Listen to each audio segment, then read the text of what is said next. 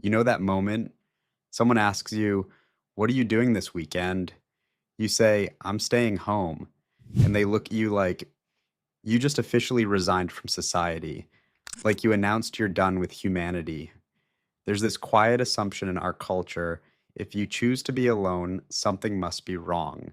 Maybe you're sad, maybe you're antisocial, maybe you just haven't found the right people yet. But here's the question no one really asks: what if solitude isn't a flaw? What if it's a choice? And here's the more uncomfortable one: what if being alone isn't stunting you? What if it's protecting you? Let me set a scene for you. Picture a party. The music's loud, people are talking over each other, the room is buzzing, and there's one person there feeding off the energy, laughing, connecting with everyone. When they leave, they feel even more alive than when they arrived.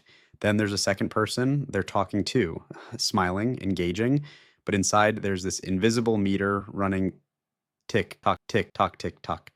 That meter isn't anxiety, it's not shyness, it's definitely not a lack of social skills.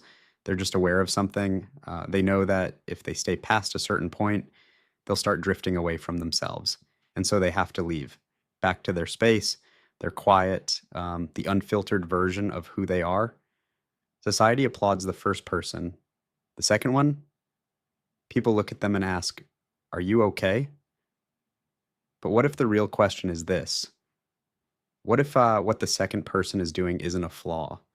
What if it's a conscious choice? And maybe the most important question of all is this: what if they're not escaping the room? What if they're protecting their energy? Over the past few years, psychologists have started noticing something interesting. People who seek solitude aren't actually as lonely as we assume. There's a small but critical distinction here, and it changes everything. Loneliness is the painful feeling of being left out when you don't want to be. Solitude is a conscious choice, and the difference between those two is much bigger than most people realize. Not eating because you can't find food isn't the same as fasting by choice, right? From the outside, both just look like hunger, but the internal experience completely different. That's the difference between loneliness and solitude. And the mental wiring of people who genuinely need time alone works very differently than we've been led to believe. So here's the real question: is it escape or is it a filter?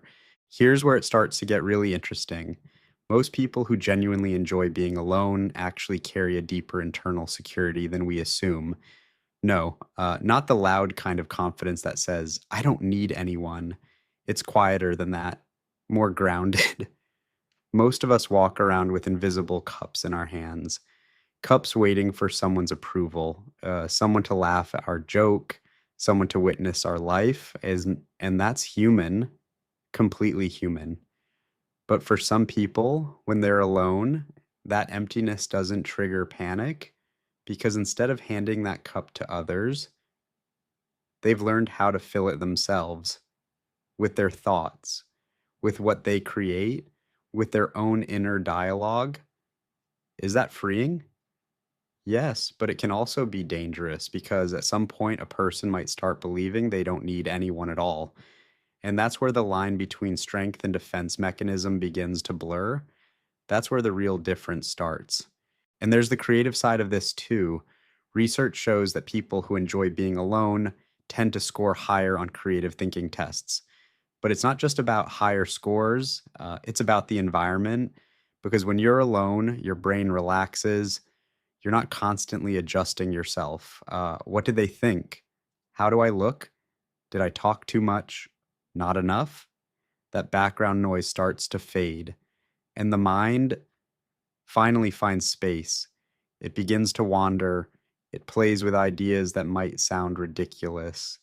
The filter drops a little because no one's listening. And that's exactly where creativity starts to breathe, in quiet, uninterrupted moments. But there's a trap here too. If that mental wandering is never tested against the outside world, those ideas can stay beautiful only in your head. Real creativity may sprout in solitude, but it usually takes shape out in the world. That's the balance.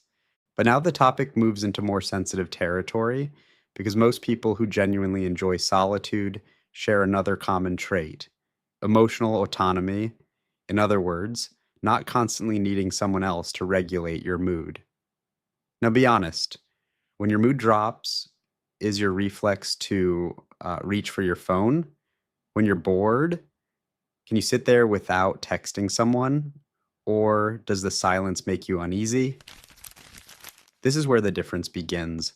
People who consciously choose to be alone can sit with their emotions without running, without distracting themselves. Sometimes they even stay in that uncomfortable feeling a few minutes longer and listen to what it's trying to say. This isn't easy. It's not romantic at all, but it's powerful because at some point you realize something. Every emotion is temporary and you are not that emotion. But there's a thin line here too. If the thought, I don't need anyone, starts growing, that's no longer autonomy. That's building walls. So the real question is this: are you using solitude as a skill or as a shield?